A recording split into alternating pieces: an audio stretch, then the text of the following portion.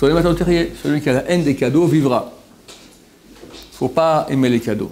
Or, aujourd'hui, un Ben Torah, il vit de cadeaux très souvent. Alors, il faut comprendre une chose. C'est déjà écrit dans Pirkei Avot, repris par le Rambam, repris par Shulchan Aruch, que celui qui fait que étudier sans travailler, c'est une Torah qui amène le péché, c'est du Chilul Hashem, ça éteint la lumière de la Torah, c'est beaucoup de malédictions terribles là-bas. Et le Rambam le réécrit, et Shulchan Aruch le réécrit. Alors comment c'est qu'aujourd'hui, tous les Ben Torah, ils ne vivent pas comme ça? Alors déjà, le Bet Yosef, donc c'est l'auteur de Shulchan Aruch, déjà lui-même, il amène la source d'où le Rambam dit cela, etc. Mais il dit que déjà, des grands, déjà à son époque du Rambam, n'étaient pas d'accord avec lui. Et ont cassé toutes les preuves qu'il a amenées. Le Rambam, dans Perush HaMishnayot, le Rambam a 18 ans, quand on dit le Rambam, c'est Mishneh Torah. C'est sa grande œuvre qu'il a fait, deuxième Torah, d'accord? C'est toutes les lois de la Torah. Ça, il a fait durant sa jeunesse, je crois de 25 à 35 ans, 10 ans comme ça environ, il a écrit tout Mishneh Torah. À l'âge de 18 ans, il a fait Perush HaMishnayot, un commentaire sur toutes les Mishnayot. Là-bas, il donne les arguments dans un vote pour légitimement le fait qu'on n'a pas le droit d'aller faire que étudier, sans travailler. Le Bet Yosef, donc l'auteur Shulchan Aruch, bien qu'il ait écrit dans Shulchan Aruch l'halakha comme le Rambam, il écrit lui dans son commentaire Bet Yosef, il dit que c'est l'avis du Rambam, mais déjà à son époque, d'autres aussi grands que lui ont dit autrement. Il ne dit pas quelles sont les preuves. Oui, contre le bar à côté, le Bet Yosef c'est le bar à côté, le bar il dit, et voici les preuves que le Rambam a amenées, et voici les preuves qui détruisent toutes ces preuves-là. Donc on a des preuves dans la Torah qui disent que oui, on peut faire autrement. Et l'argument majeur qu'il y a, l'argument majeur que dit le Bet Yosef, c'est que si aujourd'hui, il amène des preuves d'Agmara même, c'est marqué, une ville n'est pas plus une ville s'il n'y a pas 10 Betlanim, 10 personnes qui ne travaillent pas, et qui sont dédiées à l'étude de la Torah. C'est pas plus une ville, c'est un patelin, c'est un village, d'accord? Et l'argument majeur est que si Bnei Israël vont maintenant tous s'occuper d'aller travailler, il n'y aura plus de Torah. Il faut qu'il y ait une unité qui s'occupe d'étudier la Torah temps plein. Sinon, finish le peuple d'Israël. 50-50 quand même. Pas tout. Il faut qu'il y ait des gens qui travaillent. Ouais, s'il y a 50% de gens qui vont étudier la Torah, 50% qui vont travailler, Mashiach sera là depuis bien longtemps. Aujourd'hui, on a un pourcentage de combien? 0, combien de peuple d'Israël combien il y a de Avrechim, des gens qui étudient? En Israël, il y en a beaucoup, de plus en plus. Hein? Un bon 15% en Israël. Tu rêves complètement. À tout casser, 300 000 Avrechim. À tout casser. 300, et je suis gentil, je crois que c'est beaucoup moins. 5%. 5%. Et c'est beaucoup moins que ça. C'est beaucoup moins que ça. Et vous dites que l'avril, il doit... Quand je te dis maintenant, c'est les Bachourim, les enfants qui étudient, les Avrechim, tout ça, pas que Avrechim, il y a beaucoup moins que ça. L'avril, il doit compter sur l'oncle, la tante, etc. C'est-à-dire, Il compte d'abord sur sa femme. Les femmes, moi j'ai, Baruch Hashem, un garçon et 7 filles. Toutes mes filles, si je leur dis maintenant, tu te maries quelqu'un qui ne va pas étudier jour et nuit, j'ai tué. Dépression nerveuse ne se remettra jamais de ça. Leur but, c'est d'avoir un avrech, un bon avrech, pour qu'ils puissent travailler, pour qu'ils puissent étudier la Torah. C'est comme ça chez tout. Et toutes leurs copines. Toutes leurs copines. Pour eux, si une fille ose avoir un mari qui n'est pas comme ça, c'est la déchéance. Elle s'est mariée avec un mafieux. C'est pas normal. Hein? C'est pas normal en fait. C'est pas normal, c'est tout à fait normal. Pourquoi? Je vais l'expliquer. C'est comme dans les kibbutzim ici. Les kibbutzim, à l'époque, les kibbutzim, c'était qui les gens bien? Les gens qui allaient être pilotes d'avion, aller dans les commandos, les parachutistes, servir d'enseignement, espions à l'étranger. Ça, c'est les gens bien du kibbutz, maintenant. Dans une famille, ils sont tous. Tu as un pilote, un commando, truc, et t'as un cuistot. Alors, le cuistot, c'est pas très agréable. Le monde orthodoxe, c'est la même chose. Et on est maintenant, on n'est pas le kibbutz, on est le monde orthodoxe, c'est une unité d'élite du peuple d'Israël qui doit s'occuper de Torah. C'est ça le but du monde orthodoxe. Sur ça, c'est l'unité d'élite du peuple d'Israël. Alors ils sont formatés maintenant pour être dans les commandos, c'est tout. Pourquoi il est autant fermé? Pardon? Il est trop fermé. Trop fermé? Ce monde-là, il est trop fermé. Pourquoi trop fermé? On ne peut pas rentrer comme ça dedans. Pourquoi pas rentrer? Quel est le problème? Même si on fait tu vois, on va dire un faux tu vois, on ne pourra pas rentrer comme ça. Même bon, là, tu as un autre débat. Moi, je suis un Baal Tshuva, et beaucoup de Baal Tshuva, voilà, ils rentrent. Très bien, où est le problème? Je veux dire quelque chose. Le Rav Shach, il y a 30 ans, il a dit le monde de la Torah, le monde orthodoxe, le monde de la Torah est en train d'agoniser. Il y avait une délégation qui est venue pour demander de faire une certaine réforme sur un certain sujet. Je leur ai dit, il y a une loi, quelqu'un qui agonise, on ne le touche pas. quelqu'un qui agonise, si on le touche, on le tue. Pourquoi? Parce qu'il est extrêmement faible. Et chaque effort qu'on fait peut le tuer. Donc quelqu'un, quand on est agonisé, comme ça, la respiration lente, etc., un peu glauque comme ça, il est en train de mourir. On sait que dans les heures qui suivent, il va mourir, tu n'as pas le droit de le toucher, même pas bouger le petit doigt. De peur que ça va le fatiguer et tu as précipité sa mort. Il dit, le monde de la Torah est en train d'agoniser. Et on a une loi, on ne touche pas quelqu'un qui agonise. Donc on ne touche rien, on ne fait aucune réforme. Le Rav Yitzhak Abba Shaul, à la même époque, sans savoir ce que le Rav Shach il a dit comme ça, le monde de la Torah est en train de mourir, les Baalei Teshuva le sauveront. Les Baalei Teshuva, ils viennent avec un... Oui, vraiment, bien sûr. Oui, bien sûr. Ils viennent avec un regard amoureux, neuf, sans politique dans la tête, sans politique, machin truc, cavote, qui je serai, où tu seras, à quelle place. On s'en fout, c'est la Torah de Dieu. C'est beau, c'est grand. Et Baruch Hashem, il y a des milliers de Baalei Teshuva. Des milliers de Baalei Teshuva. Ils rentrent dans le monde de la Torah. Et Baruch Hashem, c'est excellent. Où est ton problème? Quand vous avez dit, par exemple, une fille religieuse, elle se marie qu'avec un avril qui fait Oui. 20 ans. Oui. Un faux habituellement, il ne pourra pas faire ça à plein temps. Alors, Baruch Hashem, Une religieuse, alors un Baalei Teshuva ne peut pas faire un plein temps? Non, mais imagine qu'il ne peut pas. Il peut faire que du mi-temps. Attends, pourquoi quelqu'un est né dans une famille religieuse où il y a 10 enfants, et son père est avrach, il n'y a pas d'argent, lui peut aller étudier toute la journée, et un Baal Teshuva, qui a une famille de 3 enfants, il ne peut pas aller étudier la Torah. Parce que lui, il n'est pas capable de rester une journée assis. Ah, tu ne parles pas d'un Baal Teshuva, tu parles d'un petit qui n'est pas fait pour étudier jour et nuit. Il y a peut-être des gens qui viennent du monde orthodoxe qui ne sont pas faits pour étudier jour et nuit. C'est une religion, on va dire. C'est-à-dire qu'il pourra jamais. Il y a des gens du monde orthodoxe qui ne sont pas faits pour étudier toute la journée. Il y en a beaucoup. Et tu as des Baalei Teshuva qui sont faits pour étudier toute la journée. Il y en a beaucoup.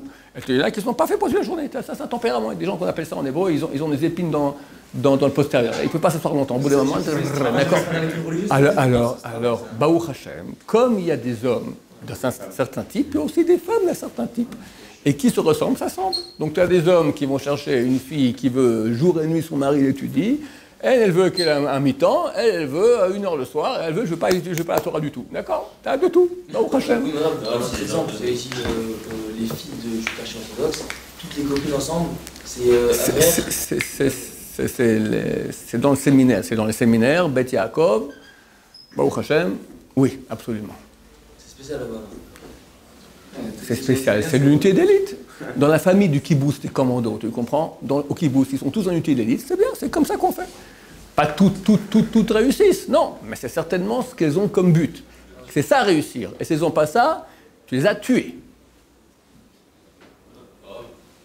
Et aussi chez les Baalei Teshuva, tu as comme ça, non? Des Baalei Teshuva qui disent, moi, il n'y a pas question, moi, c'est étude. Et tu as des filles qui font Teshuva, et tu dis, moi, je veux un mari qui soit étude. Ça change rien, Baalei Teshuva, pas Baalei Teshuva. C'est une question de motivation. En tout cas, les grands de la Torah ont dit, s'il n'y a pas cette partie de gens qui vont vivre jour et nuit, il n'y a plus de peuple d'Israël. Comme c'est écrit dans Makot, page 10, Omdot ayu ragleinu bisharach Yerushalayim. Nos pieds étaient debout dans tes portails Jérusalem. A dit Rabbi Yitzhak. C'est Rabbi Yitzhak qui dit comme ça. Il dit, grâce à quoi nos jambes étaient debout dans le combat, sur le front, grâce au portail de Jérusalem dans lequel on étudie la Torah. Grâce à quoi on gagne les guerres? Parce que tu as une unité d'élite qui étudie la Torah à Jérusalem. C'est grâce à ça qu'on gagne sur le front. Et ceux qui connaissent l'armée israélienne savent qu'on est des nuls. Peut-être mieux que les nuls d'en face, mais pas beaucoup plus, d'accord? Qu'il y a une aide du ciel extraordinaire. La dernière guerre de Gaza, le Bibi, il a fait un discours, j'ai entendu, il a dit, grâce à Tzahal et grâce à Dieu, on a gagné. Ou quelque chose comme ça, au Baruch Hashem, il n'y a pas trop de blessés et de morts. Pour un ministre israélien, un premier ministre, dire grâce à Dieu, il a dit en deuxième place. Grâce à Tzahal, grâce à Dieu. Mais c'est quand même pas mal, il s'est fait huer. C'est super gonflé en Israël de dire un truc pareil, officiellement pour tout le monde. Une fois, il a dit d'étudier la paracha de la semaine et tout. Ouais, lui, il était que champion, premier lauréat du truc tanachique. Il connaît bien, mais il n'est pas pratiquant. Donc, il y a à connaître et à pratiquer. Grâce à Dieu, c'est quand même très fort. Il a reconnu. Quand c'était le dernier ou l'avant-dernier chef du service d'enseignement israélien a été élu, là-bas, il a fait un discours. Il a dit, nous savons très bien que Dieu nous a beaucoup aidés et il continue à nous aider. Et sans ça, on n'aura aucune chance. Le type qui a fait j'ai fait un cours, j'ai mis un extrait, on voit la petite vidéo. le type qui est à l'origine, il habite Ranan, qui est à l'origine de Dôme de Fer. Il a dit, les Américains ont vu ce qu'on faisait, ils ont dit, vous n'avez aucune chance. Il y a 100 modules nécessaires pour que ça marche. Aucun module ne peut réussir, aucun des 100, mais pas un. S'il y a un sur les 100 qui ne tient pas, tout est fichu. Il n'y a pas un qui peut tenir. Et il a dit, c'est pas grâce à nous, c'est grâce à Dieu. On a réussi, on a réussi. Il ne faut pas croire que c'est nous, c'est Dieu. Il a répété plusieurs fois, ne croyez pas que c'est nous, c'est Dieu.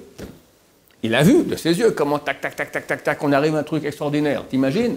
On a des pays qui nous entourent, tous avec des missiles terribles, les plus pires que les autres, avec ogives nucléaires, bactériologiques, chimiques, petit pays de rien du tout. 150 missiles, le Hezbollah, l'Iran qui a envoyé ses missiles la semaine passée déjà hors d'Iran. Tout le monde qui menace, Kim Jong avec son truc, la balistique, qui a dit à Lieberman, attention, hein, ne me parle pas. Lieberman il a dit qu'il est fou. Hein. Attention, attention, tu es loin, mais je peux t'atteindre. Comment on fait? Alors Dieu a mis Baruch Hashem une protection, dôme de fer, mais c'est pas ça, c'est beaucoup plus. On a vu tous les miracles de la guerre. Comment tu as les missiles qui tombent au moment où la personne est sortie une seconde. Un Français, j'étais en train sur mon ordinateur, je suis sorti, boum, le missile est tombé à l'endroit de l'ordinateur. Je suis sorti une seconde à la cuisine. Et comme ça, alors une fois, tu joues 6-6, miraculeux, 2 fois 6-6, mais pas une fois 6-6, normal, 2 fois 6-6, normal, 3 fois, 30 fois, 100 fois 6-6. Miraculeux. Grâce à quoi? Je veux dire, grâce à quoi? Parce qu'on est la ville la plus sympa, gay au monde, Tel Aviv. Où les plages de Netanyam sont super sympas, où le falafel, où la high-tech israélienne, Dieu aime ça, c'est pour ça qu'il nous protège. Ou bien non, à cause peut-être des portails de Jérusalem dans lesquels on étudie la Torah. Qu'est-ce que tu dis? Les portails de Jérusalem. C'est comme l'armée David Ameller, il ne connaît que les gens qui étudient. Exactement. Ouais, mais là, vous dites que les Avrichim, ils ont genre un truc spécial et tout, mais franchement, moi j'en connais, ils sont entêtés, ils n'arrivent pas à manger la semaine. Qu'est-ce que tu racontes? Non, ça va, Qu'est-ce que tu racontes? Tu connais un Avric qui n'arrive pas à manger la semaine? Mais ils n'ont pas d'argent là pour la plupart. Il n'y a personne qui a des problèmes de faim. Personne, ça n'existe pas. Le collège en face, ils sont payés 780 shekels par mois. Ils peuvent arriver. Ils sont obligés de se restreindre au niveau de. S'ils font les horaires, ce matin on a parlé avec Ben Chaim, s'ils font les horaires bien comme il faut les entrées, ils peuvent arriver à 2004. C'est quoi? Ce qui n'est pas grand chose non plus. C'est des faits. Non, moi je connais les. Non, c'est des rafons. Ah, ici vous parlez ou... Non, là-bas. Là-bas, tu as une base, mais si tu fais tous les examens, tu arrives à l'heure, tous les machins, les trucs, tu arrives à 2004. Ça fait 500 €, Ok. C'est mieux que 780. C'est pas énorme. Alors, je te dis comment ça fonctionne. La femme travaille maintenant. Il s'avère qu'un beau jour, on ne s'en sort pas. Ok, le monsieur va aller travailler. Tu sais, moi quand j'étais à la yeshiva, mon copain d'études est sorti travailler. Il m'a dit, moi je ne peux pas rester comme ça sans travailler. Il m'a appelé quelques mois après, il m'a dit, sache que les lois du pays sont faites, je ne sais pas comment ça fait, malgré eux, d'accord, elles sont faites pour les gens qui étudient. Quelqu'un qui étudie, il n'y a pas d'impôt, il n'y a pas de machin, etc.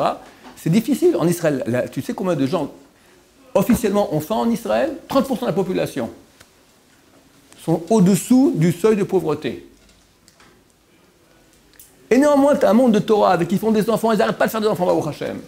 Et ils offrent des appartements à leurs enfants qui se marient. Je ne sais pas comment ils font, c'est miraculeux. Miraculeux. Comment ils font? Je ne sais pas comment ils font. Prends autour de toi, regarde. Rav Ben Chaim, Rav Cohen. Comment ils font? Alors, c'est pas facile, ok, mais tu vois, il sourit, il n'y a pas de crise cardiaque, etc. Il marie ses enfants. Il s'arrange, ça. Il y a une aide. Je ne dis pas que c'est facile. On n'est pas venu dans ce monde-là pour... on est venu dans ce monde pour souffrir pour Olam Haba. Mais ça marche. Ça marche. On voit comme tellement de religieux qui font la manche, qui demandent de gasser la gaz, c'est quand même... Ça, ce sont, tu vois, au côté, etc., qui font leur métier. Il y en a quelques-uns aussi qui vont des fois à l'étranger demander la tête. Oui, ça existe aussi. Et je vais te dire quelque chose. D'habitude, ce ne sont pas les Avrichim sérieux qui font cela. Et si c'est le cas, c'est qu'on a commencé à parler maintenant, quand un Avraire sérieux, quelqu'un lui donne de l'argent maintenant, qui est bénéficiaire? Le type qui lui donne l'argent. Parce qu'il aura une part dans la Torah de cet Avraire. C'est génial. Le Rabbi Abba Shaul, il n'avait pas le temps d'étudier suffisamment la Kabbalah. Il était dans le Pshat, il était dans un Posek, etc. Mais il étudiait un peu Kabbalah, mais pas beaucoup. Qu'est-ce qu'il a fait? De son propre argent, qu'il n'avait pas beaucoup, il a payé des Avreichim étudier la Kabbalah. Comme ça, il a une part dans cet argent-là. Grâce à ça, moi je pense que c'est plus que ça. Dieu il fait exprès qu'il y ait des Avreichim qui soient pauvres, pour pouvoir maintenant faire mériter les autres Juifs qui ne sont pas dans la Torah, que par le biais qui donne l'argent, ils ont aussi part à la Torah d'Israël. Mais C'est normal qu'un avrachi est pauvre, il travaille pas. Oui, mais de l'extérieur. Ouais, ouais. Je veux dire, c'est pas Qu'est-ce que tu appelles? Il faut une définition du mot pauvre. Moi, j'habitais à Genève. Et la communauté là-bas, j'ai vu des gens millionnaires, beaucoup, très pauvres.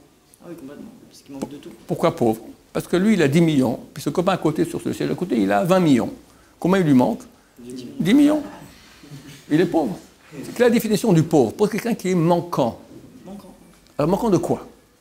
De quoi est manquant un avraire? Alors, il est un peu manquant, mais... Des choses de base. Quoi, Non, il a des trucs basiques, c'est tout. Il ira pas. Basique, mais il a de la Torah, regarde, si ça va pas, si maintenant vraiment il y a des manques qui sont essentiels, il est obligé d'arrêter et de sortir travailler. Maintenant, ça va, on tient la route, c'est pas facile, on tient la route. Quels sont nos manques? Un voyage à Paris? Un voyage à Londres? Un bijou qui vaut 1000 €? Non, non, on vit simplement, mais on a quelque chose de beaucoup plus grand, on a de la Torah. Regarde la tête de la famille, regarde les enfants comme ils poussent, regarde quel cavode, regarde. Moi, j'ai fait un cours qui s'appelle Il n'y a pas photo. Tu fais une étude comparative entre le monde orthodoxe et le monde fry, non religieux à côté. Combien de drogués? Hein? Dans le monde non religieux. Qui est le type anormal qui n'a pas fumé un joint une fois dans sa vie? T'en as. Mais franchement, ça tend vers zéro. C'est le type pas normal. Qui n'a pas vu des films porno, qui vient d'une famille où il y a le shambait dans la maison, qui n'a pas volé, qui n'est pas insolent avec ses parents, qui n'est pas obsédé dans sa tête des bonnes femmes ou des hommes aujourd'hui. Fais-moi les pourcentages. En gros, pour éviter tout ça, il faut être avraire et orthodoxe. Alors, tu as des gens qui sont shambait, ils n'ont jamais volé, ils n'ont jamais pris de shit, ils n'ont jamais vu une folle femme porno, ils ne sont pas obsédés. T'en as 1%. Je vais être gentil, allez, 5%, c'est beaucoup moins. Hein. 5%. Aux États-Unis, ils ont fait une étude. Ils voulaient voir les différences de changement de cerveau, je crois, entre les personnes qui ont vu des films porno et ils n'ont pas trouvé de gens qui n'avaient pas vu des films. Qui n'avaient pas vu de porno. Terrible. C'est dur à accepter de l'extérieur. 1%. 1% des enfants de 6 ans dans le monde regardent des films porno. 1%, 6 ans. Rien qu'à la télé déjà. On m'a dit des dessins animés. Quelqu'un m'a dit, et je sais chez ma famille, tu vois, il y avait un dessin animé à la télévision. C'est toi qui m'as dit? Non, c'est pas moi. Je suis tombé dessus une fois. Mais genre les enfants, un truc choquant. Choquant. Dessin animé. Mais ils sont tarés. Ici, tu as un monde, tu as des tordus. Tu as beaucoup de tordus dans le monde religieux. Mais tu n'as aucune société au monde moderne, peut-être le Zimbabwe dans le sud de Mongolie en français là-bas, d'accord? Mais dans une société moderne, normale, où tu as autant de tzadikim, de gens heureux, de gens épanouis que dans le monde orthodoxe. Je ne sais pas si on peut dire moderne. Moderne, c'est quoi moderne? C'est pas, je ne vais pas maintenant puiser l'eau dans le puits avec la corde, d'accord? Moderne, c'est moderne qui vont dans le monde occidental normal. Voilà, on sait c'est quoi un téléphone, on sait c'est quoi l'électricité, on sait c'est quoi une voiture, on sait voilà, normal. C'est dur à voir ça de l'extérieur. Quand je vois des gens qui ne font pas juste la drogue, qui vivent bien, on va dire, parce qu'on voit qu'ils vivent bien de l'extérieur. Qui vit le... Vous voyez, 30% des Israéliens sont au-dessous du niveau. Tu rêves, mon cher ami. Vous voyez à l'intérieur des familles, par exemple, quand vous dites qu'ils sont mal chambés, tout ça, à l'intérieur des familles, mais de l'extérieur, quelqu'un il voit une famille comme ça, il n'y a pas de problème. Pas de problème. Trouve-la-moi, la famille heureuse. Un abrège, je dis, bon, il va bien. Trouve-moi la vie heureuse. Trouve-moi, je veux la voir, la famille heureuse. Quand je vois d'extérieur une famille. Ils m'écrivent, hein. Combien de garçons m'ont dit, mon papa, il trompe pas maman, mon papa, il est sur Internet, il regarde des films porno, ma maman, elle pleure. Combien comme ça? Ma maman qui trompe papa. Combien de gens comme ça qui m'écrivent? Il y a ça aussi, Vous dites que... Il y a, bien sûr qu'il y a. Dans le monde religieux, il y a du shit, vous pouvez enregistrer. Dans le monde religieux, il y a du shit, il y a des adultères, il y a du porno, il y a des homos, tout ce que tu veux. Mais dans quel pourcentage? C'est ça la question. Il n'y a pas photo. Il n'y a aucune société au monde moderne dans laquelle tu as des pourcentages de nullité aussi peu et de qualité aussi grands. D'ailleurs, ils n'en peuvent plus à côté. Ils le voient très bien. Alors, chaque fois qu'il y a un truc tordu chez les religieux, ils en font, dans tous les journaux, des religieux, des barbus, ils ont fait un truc tordu. Enfin, il y en a quand même quelques-uns qu'on puisse rétablir un peu, parce que sinon, ils sont vraiment complètement fichus. Oui. Vous dites qu'il y a moins de problèmes de Shalom Bayit, mais on dit aussi que le monde de Parnassa, c'est le début des problèmes de Shalom Bayit. C'est vrai, c'est vrai, c'est vrai. Le Parnassa, je t'explique, c'est quoi un pauvre? La Gemara, elle dit, un pauvre, c'est quelqu'un qui n'est pas heureux de ce qu'il a. Tu peux avoir un milliardaire pauvre, tu peux avoir un pauvre pauvre. Tu peux avoir un riche heureux de ce qu'il a, un pauvre qui est riche de ce qu'il a. Il est content. Il est content. Il est content. Est-ce qu'on a besoin d'avoir une belle voiture? Changer tous les 4-5 ans de voiture pour avoir le dernier... À Genève, quand j'étais jeune, d'accord, je crois qu'il n'y avait pas de ville au monde, il y avait autant de Rolls-Royce au mètre carré. C'est quoi une Rolls-Royce? Quand elle roule, c'est silencieux. Et puis c'est verni comme ça. Tu peux te regarder tellement c'est joli dans la... Et puis quand tu t'assieds comme ça, c'est en cuir. C'est vachement agréable sur l'épidermique du postérieur, quand tu roules comme ça. Bon, ok. La Rolls-Royce la plus réussie d'il y a 50 ans, elle est moins bonne que la Fiat 124 que tu as aujourd'hui. Que la Tarante, je sais pas comment, je connais pas les voitures, le truc le plus nul que tu as aujourd'hui. Les vieilles voitures, elles sont tricotées aujourd'hui. Hein? Parce qu'elles sont retouchées. C'est un truc de collection. Je sais pas maintenant, qualité de vie, de conduite, qualité de conduite. La voiture la plus nulle aujourd'hui, elle vaut plus que la Rolls-Royce il y a 50 ans. Alors, C'est l'évolution. oui, mais regarde maintenant, le type maintenant, alors, dans quoi il investit? Il dit c'est super important pour moi d'avoir le dernier cri, machin. Pourquoi? Qu'est-ce que tu gagnes? La Rolls-Royce de 50 ans, elle était mieux que ça. Elle était moins bien que ça. Tu étais content d'une Rolls-Royce. C'est pas la qualité, c'est la frime, c'est le statut social, c'est ce que les gens ils vont dire, c'est tout ça. Mais le monde évolue, c'est comme à l'époque, vous dites, il y a 20 ans, ça ne sert à rien. Le monde évolue au niveau technique. Mais ce qui fait évoluer aujourd'hui que les gens... Je ne sais pas s'il évolue au technique. Aujourd'hui, j'ai remarqué ça avec les téléphones. Quelqu'un m'a dit après, c'est vrai, chez eux, ils ont des téléphones d'il y a 30 ans. Le téléphone d'il y a 30 ans, il tient. Le téléphone que tu achètes aujourd'hui, le téléphone qu'on a dans les maisons comme un portable, après 2 ans, ça marche plus. C'est un monde de consommation, c'est quoi? Ils font exprès, ils mettent des matériaux. Voilà. Pourquoi? Plus de durabilité. Pourquoi?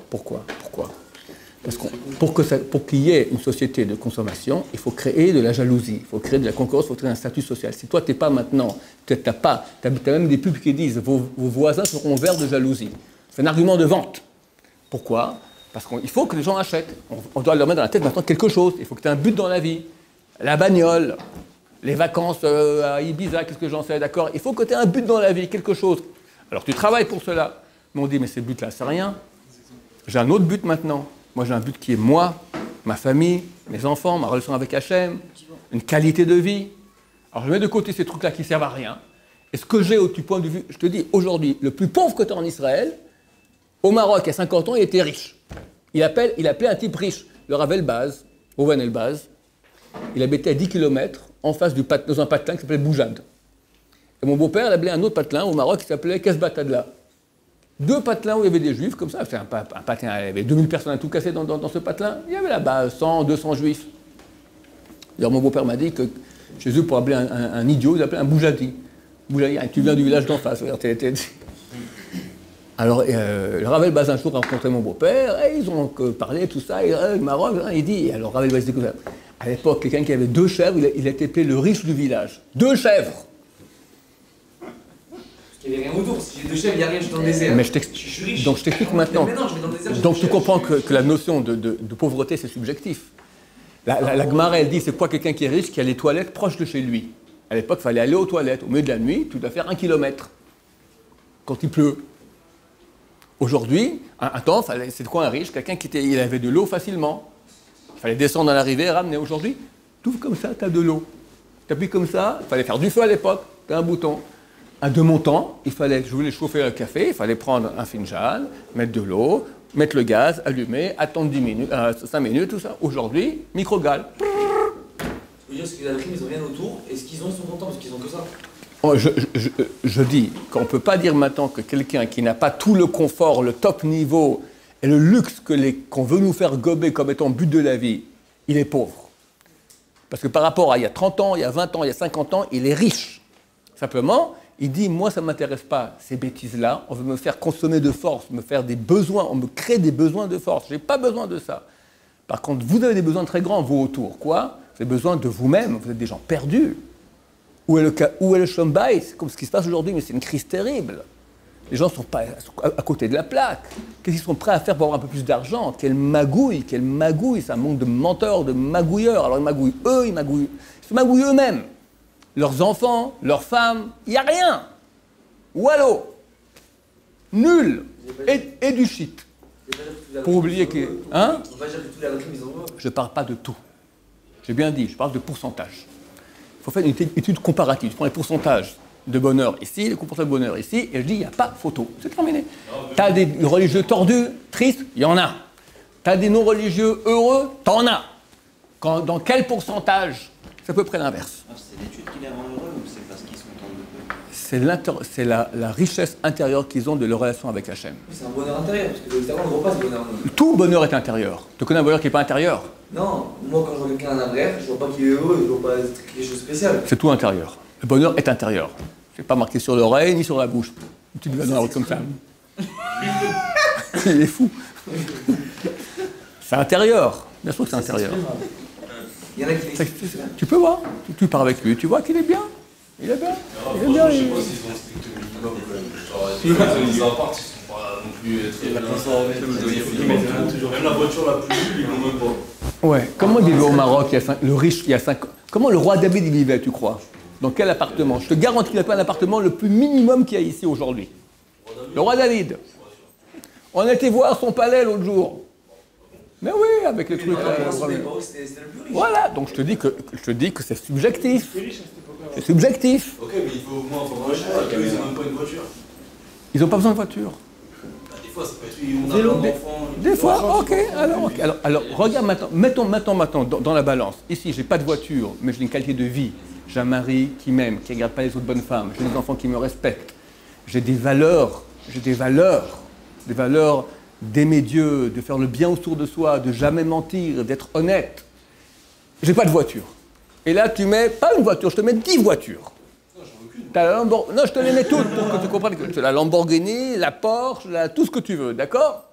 Et tu mets le monde non religieux, que les types, rien que tu ouvres un journal, tu as des bonnes femmes toutes nues, tu ouvres Internet, tu as des bonnes femmes toutes nues, tu as les hommes, tu as des invitations à l'adultère, tu as l'adultère bien sûr, tu as les homos, tu as les petits enfants qui regardent des dessins animés tordus, tu as le manque de Shalom Bayit total. Ils veulent pas le problème, même pas de religieux. Moi je parle du monde religieux, mais en disant que même le strict minimum, des fois ils galèrent quoi. Genre, alors je te dis, alors regarde, ce que je te réponds, regarde maintenant les deux. Alors là, tu galères, mais qu'est-ce que tu gagnes à côté? Et là tu galères pas, et qu'est-ce que tu perds? Le type, il a tout l'argent du monde, il n'y a pas de Shalom Bayit. Mais il est amer, sa vie n'est pas une vie. Quelqu'un qui ne s'entend pas, il rentre à la maison et ça ne va pas avec sa femme, il n'y a pas de malheur. Je souhaite ça comme malheur au pire ennemi d'Israël, les vrais. Shalom Bayit, c'est terrible. C'est terrible, t'as plus de vie, t'as plus rien. Pardon? C'est combien de divorces par jour chez les religieux? Tu reviens avec la même question encore? Non, mais je te parle de pourcentage. Pourcentage. Aussi, ils ont un mérite d'être. Bon, allez, on n'a plus le temps. Deuxième tome demain, Binader. Baruch Adonai, Amen.